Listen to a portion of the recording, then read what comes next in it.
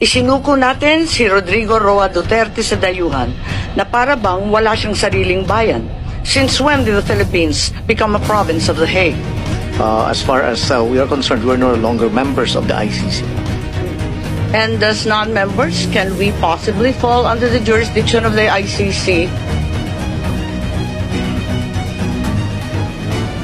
Yes, ma'am, I think, because we, under the... What's the use of signing or ratifying a treaty if it bears no weight? Nagsalita po ang ating mahal na Secretary John Vic na ang nagplano po rito, o yung pagkaintindi namin, itong 4 na pinangalanan ang siyang nagplano. I said it was not me. There were other people in the room, but we did not discuss any plans of any arrest. Oh, really, huh? And was that the plan from the very Yes, from the beginning? very beginning. What was, and who was really on top of this? Ikaw ho ba nagplano ng lahat ng ito? Hindi naman. It was a group effort. Secretary Chidoro was there, Secretary Amram was there too, and the President and I. Sinabi ninyo na hindi kayo mag-isa na nagplano, kundi isang There was no grupo. planning, ma'am. Pero yun ang sabi eh.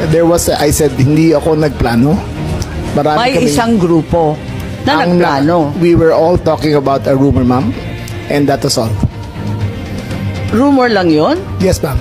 Group effort ang sabi mo eh. Pero para lamang sa kaprasong chismis, magtitipon-tipon pa yung mga sekretary ng kabinete. Nakakatuwa naman.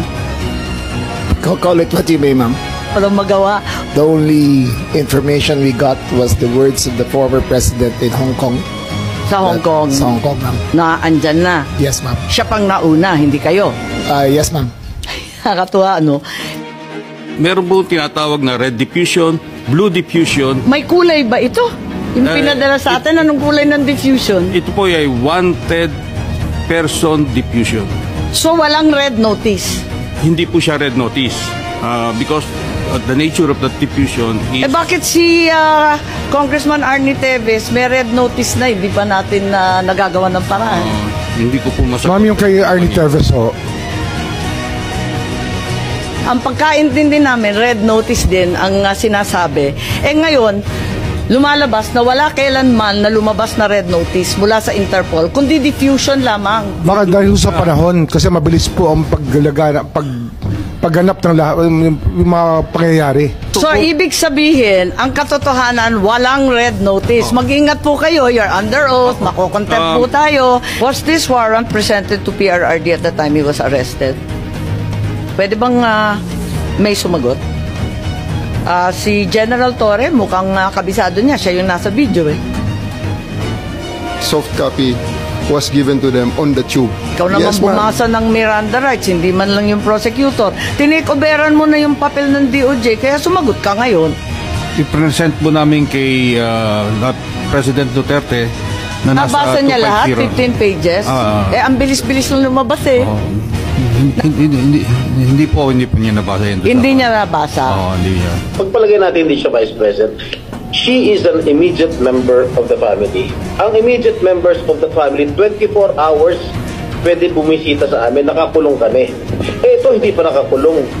Anak ito, bakit hindi niya pinapasok?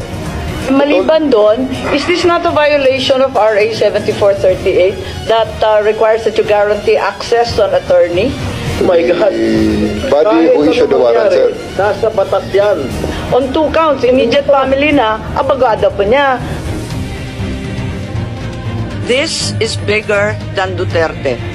This is about our dignity as Filipinos. Ang hustisyang ipinapataw ng dayuhan ay hindi hustisya. Ito ay pang-aalitin. Useless lahat ng hearing na ito kung hindi na po may babalik si Tatay Digong. Kung kaya niyo po siyang dalayin doon in less than 1 day sa loob po ng 13 na oras, dapat kaya niyo rin po siyang ibalik dito sa lalong madaling panahon.